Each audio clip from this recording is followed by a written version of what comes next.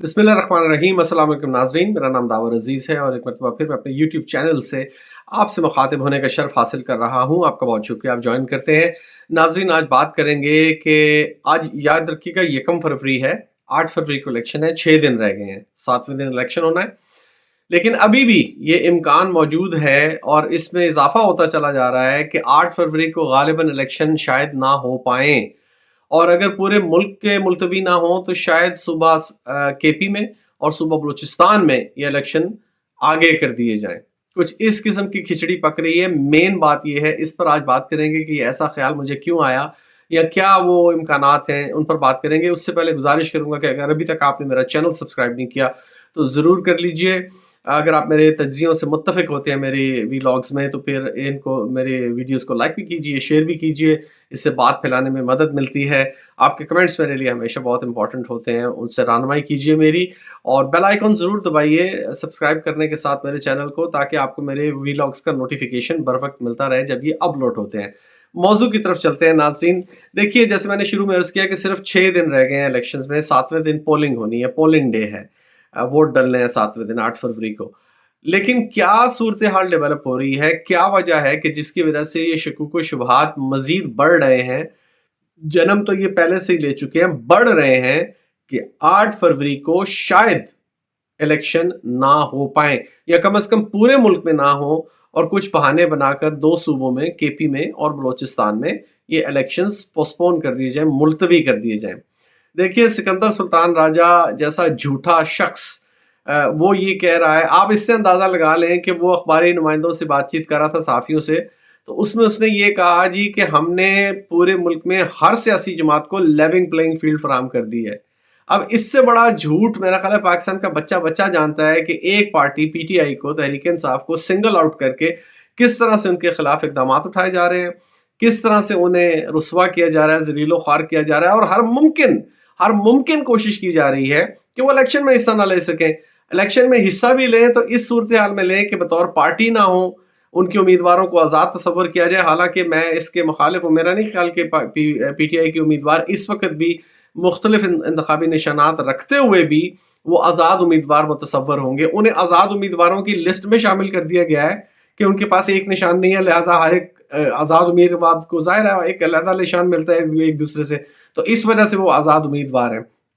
Technically अगर आप देखें तो वो आज़ाद नहीं है, वो पीटीआई की टिकट पर इलेक्शन लड़ रहे हैं, लेकिन क्योंकि पीटीआई का इलेक्शन सिंबल, इंतखाबी निशान वापस ले लिया गया है, लिहाजा उन्हें कोई और निशान दे दिया गया। इसका ये मतलब नहीं है कि वो आज़ाद उम्मीदवार हो गए। खैर, ये कानूनी बहस, इस पर बाद में बात होगी। बहुत सारे कानूनी माहिरीन भी यही कहते हैं कि मुख्तलिफ निशानात होने के बावजूद वो अभी भी पीटीआई के डिसिप्लिन के पाबंद हैं। उन पर पीटीआई के वो तमाम जो रूल्स एंड रेगुलेशंस है वो अप्लाई होते हैं। जो डिफेक्शन क्लॉज असेंबली में जाके होती है वो उन पर अप्लाई होती है।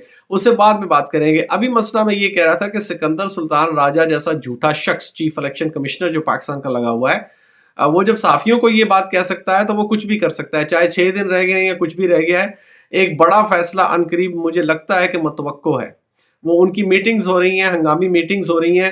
उसमें चीफ इलेक्शन कमिश्नर ने इंटेलिजेंस के लोगों को भी इनवाइट किया, वो भी उस मीटिंग में शामिल है। डिस्कशन हो रही है, उनसे रिपोर्ट्स मांगी है मुल्क के मुख्तलिफ हिस्सों की सूरत हाल की। तो इसमें कुछ बैद नहीं है कि वो मनमानी रिपोर्ट्स उन तमाम पार्टीज के जिनके मफाद में ये है।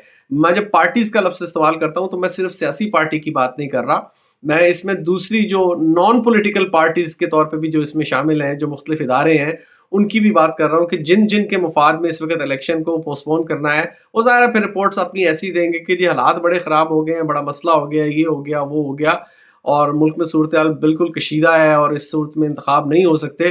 तो इन रिपोर्ट्स को बुनियाद बनाकर मुझे ये लगता है, मुझे इस चीज़ का अंदाज़ा हो रहा है कि शायद इलेक्शन कमीशन ये इंतखाबात मुलतवी कर दे, या पार्टली कुछ हिस्सों में मुल्क के ये इंतखाबात मुलतवी कर दे।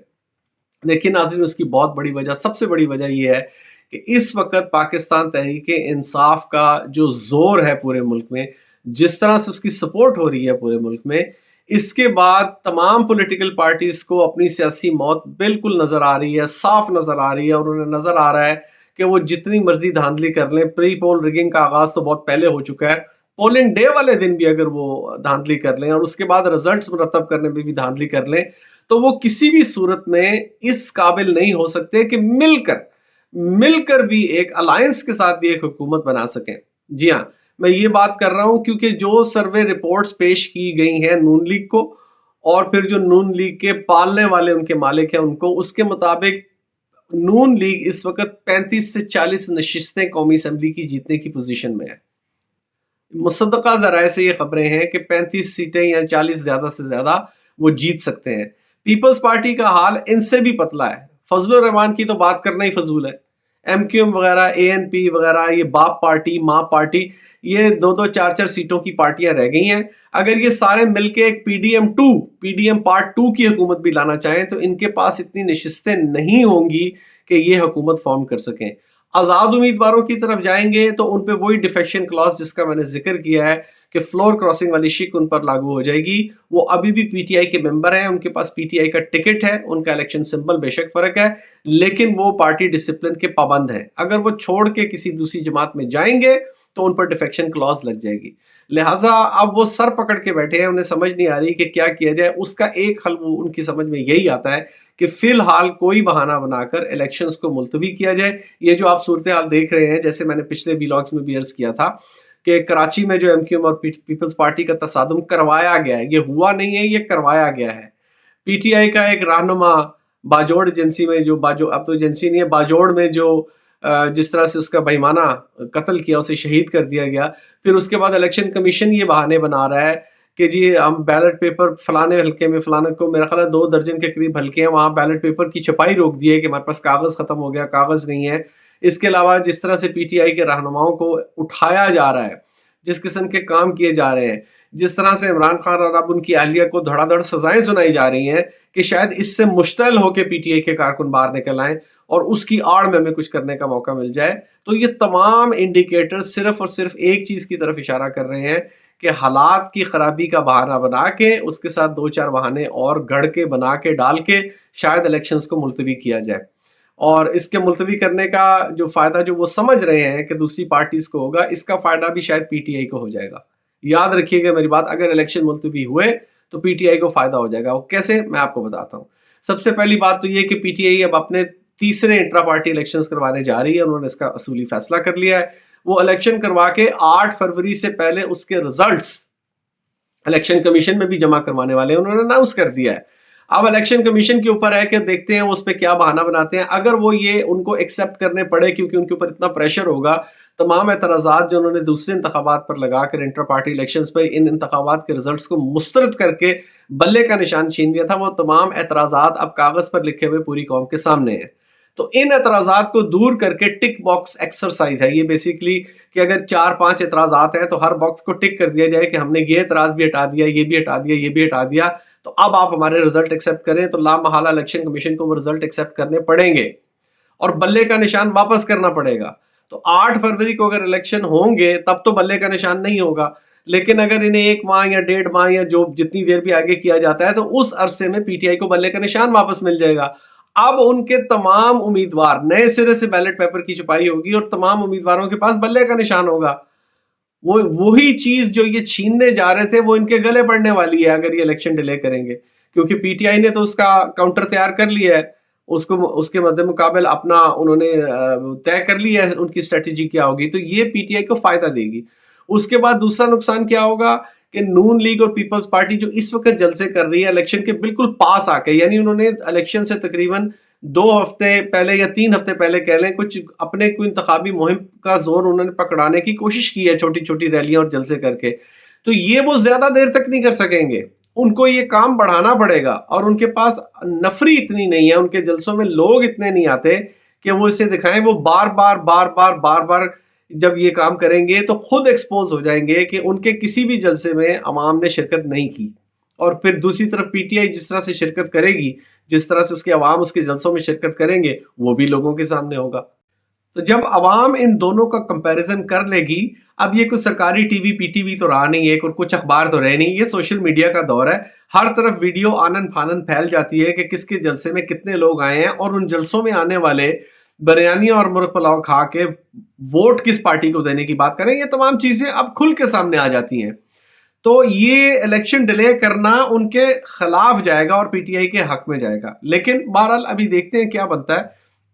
اس وقت جو صورتحال ہے اس کے مطابق تو یہی نظر آ رہا ہے. مجھے یہ لگتا ہے کہ کچھ نہ کچھ بہانے بنا کر الیکشنز کو پوسٹ پون کرنے کا پروگرام بن رہا ہے، کہیں نہ کہیں یہ کھچڑی پک رہی ہے. حالانکہ اگر امن و امان کی صورتحال آپ دیکھیں تو 2008 کے الیکشن اور پھر جو 2013 کے الیکشن ہوئے تھے اس وقت امن و امان کی صورتحال پاکستان میں بہت زیادہ خراب تھی. بم دھماکے بھی ہو رہے تھے، ڈرونز کے روز حملے ہو رہے تھے، لوگ مر رہے تھے، شہید ہو رہے تھے، اور ویسے بھی دہشت گردی پھیلی ہوئی تھی. اس کے دوران بھی الیکشن ہوئے. یہ الیکشن عوامی رائے عامہ جاننے کے لیے ایک اتنا ضروری پیمانہ ہے کہ بہت سارے ملکوں میں جب جنگ بھی لگی ہوتی ہے تو اس کے دوران بھی الیکشن ہوتے ہیں. لیکن یہ پاکستان ہے. پاکستان میں کون سا آئین اور کون سا قانون یہ آپ سب جانتے ہیں. لہٰذا کوئی بھی بھونڈا سا کوئی لغو سا بہانہ بنا کر الیکشن ملتوی کیے جا سکتے ہیں. آپ دعا کریں کہ 8 فروری کو الیکشن ہو جائیں تاکہ کوئی راہ کوئی سمت متعین ہو، کیونکہ اس وقت تو نفسا نفسی کا عالم ہے. بہرحال اب تک کے لیے اتنا ہی. ایک دفعہ پھر گزارش کروں گا کہ اگر چینل سبسکرائب نہیں کیا تو ضرور کر لیجئے، اور اگر آپ میرے تجزیوں سے متفق ہوتے ہیں تو آپ اسے میری ویڈیوز کو لائک بھی کیجئے اور ویڈیوز کو شیئر بھی کیجئے. آپ کا بہت شکریہ. میں آپ کے لیے دعا گو ہوں، آپ میرے لیے دعا کیجئے. پاکستان ہمیشہ زندہ باد.